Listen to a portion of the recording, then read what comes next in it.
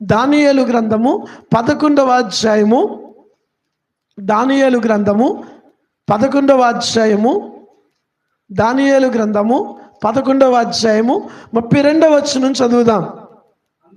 అందుకతడు ఇచ్చకపు మాటలు చెప్పి నిబంధన అధిగమించు వారిని అయితే తమ దేవుణ్ణి ఎరుగువారు బలము కలిగి గొప్ప కార్యములు.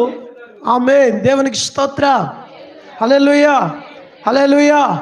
ప్రియమైన దేవుని బిడ్డలారా, మన జీవితంలో మనకు ఎదురైన కొన్ని సమస్యలను బట్టి చాలామంది చాలా విషయాలను బట్టి మనలను ఏం చేస్తారంటే విసుకపు మాటలు మాట్లాడి మనల్ని లోబర్చుకోవాలని చూస్తూ ఉంటుంటారు. చాలా విషయాల్లో చాలాసార్లు ఈ లోకంలో ఉన్న విషయాలకి లేదా పరిస్థితులకి లేదా పద్ధతులకి మనము ఈ శ్రమల్లో నుంచి, ఈ బాధల్లో నుంచి, ఈ కష్టాలలో నుంచి, ఈ యొక్క వ్యతిరేకమైన పరిస్థితుల నుంచి మనము బయటికి రావాలని చాలా ప్రయత్నాలు చేయడానికి ప్రయత్నిస్తాం. కానీ దేవుని వాక్యం ఏమంటుందంటే దేవుణ్ణి ఎరిగిన ప్రజలంట దేవుని చేత బలము నంది బలమైన కార్యములు చేయుదురట. దేవునికి స్తోత్ర. హల్లెలూయా.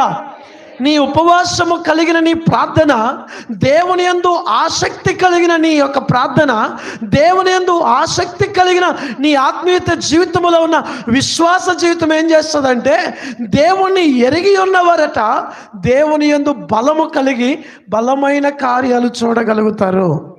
హల్లెలూయా, హల్లెలూయా. నువ్వు ప్రార్థన చేయించినప్పుడు నువ్వు ఒక తీర్మానం కలిగి ఉపవాసం ఉండి నీ యొక్క ప్రార్థన గదిలోకి వెళ్ళిపోయి నీవు దేవుని ఎదుట నువ్వు ప్రార్థన చేయించినప్పుడు ఈ లోకములో ఉన్న ఏ యొక్క బలహీనమైనవి కానీ, ఈ లోకములో ఉన్న ఏ పరిస్థితులు కానీ నిన్ను లోబర్చుకోలేవు.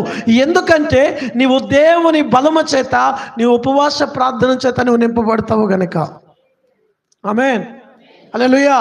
ఇక్కడ ఏమన్నాడంటే దేవుణ్ణి ఎరిగే జనులు ఎవరైతే తన పరిస్థితుల్లో కానీ, వారి బాధల్లో కానీ, వారి బలహీనతల్లో కానీ, వారి యొక్క ఎదుర్కొనే పరిస్థితుల్లో దేవుని మీద ఆధారపడి దేవుని ఎదుట మొర పెడతారో వారంట ఏం పొందుతారంటండి? దేవుని వలన బలమైన కార్యాలు చూస్తారు. నువ్వు ఎప్పుడైతే ప్రభు నీ ఉపవాస ప్రార్థన నేను ఎలా మార్చదు తెలుసా? బలహీనుడిగా మార్చదు. నీ ఉపవాస ప్రార్థన నిన్ను ఎలా మారుస్తుందంటే ఒక బలమైన దేవుని చేతిలో ఒక పాత్రగా నిన్ను దేవుడు మారుస్తాడు. హల్లెలూయా, హల్లెలూయా. నిన్ను ఉపవాసం ఎలా ఉండాలో నువ్వు నేర్చుకున్నావు, నేను ఉపవాస ప్రార్థన ఎలా చేయాలో నేర్చుకున్నావు. నీ ఉపవాస ప్రార్థన నీ యొక్క దినములు సమయము ఈ దినములు కంప్లీట్ అయ్యేసరికి నువ్వు ఎలా మారుతావో తెలుసా? దేవుని మనుషుడిగా మారి, దేవుని ప్రజలుగా మారి, దేవుని బలాన్ని నొంది, దేవుని కార్యాలు చేసేవారిగా, చూసేవారిగా దేవుడు నిన్ను మారుస్తాడు. హల్లెలూయా.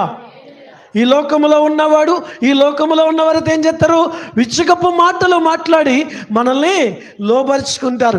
లేదా పరిస్థితులకు అనుకూలంగా మనతో మాట్లాడి, పరిస్థితులకు అనుకూలంగా మనతో ఉండి, పరిస్థితులకు అనుకూలంగా మనతో సావాసము చేసి మనల్ని బలహీనంగా మారుస్తారేమో. కానీ నువ్వు ఎప్పుడైనా సరే నీ బలహీనమైన స్థితిలో నువ్వు దేవుని మీద ఆధారపడగలిగితే, నీ ఒక ఉపవాసమును కలిగి దేవుని ఎదుట నువ్వు ప్రార్థించగలిగితే, నువ్వు దేవుని జనులుగా మారి దేవుని కార్యములు చూసేవాడిగా నిన్ను దేవుడు మారుస్తాడు. హల్లెలూయా. అక్కడ అందుకంటే ఏమని అంటున్నాడంటే, చదవండి ఒకసారి ఆ మాటను. దేవుని ఎరుగున జనులు, తమ దేవుణ్ణి ఎరుగు జనులు, చదవండి. తమ దేవుణ్ణి ఎరిగిన వారు బలము కలిగి ఏం కార్యాలు చేస్తారట? నువ్వు దేవుని కొరకు వాడబడాలి అని ఆశపడితే, దేవుని కొరకు నిలబడాలని ఆశపడితే, దేవుడు నీకు సాక్ష్యం ఇవ్వాలని ఆశపడితే, దేవుని సన్నిధిలో నువ్వు స్థిరమైన ఒక స్తంభంగా నువ్వు నిలబడాలని అనుకుంటే, ఈ లోకానికి మనుషులుగా కాదు కానీ దేవునికి జనులుగా, దేవునికి మనుషులుగా మారు. దేవుని చేతిలో పాత్రగా నువ్వు అనుకోగలిగితే నిన్ను బలమైన పాత్రగా దేవుడు మారుస్తాడు. హల్లెలూయా. రాత్రికాల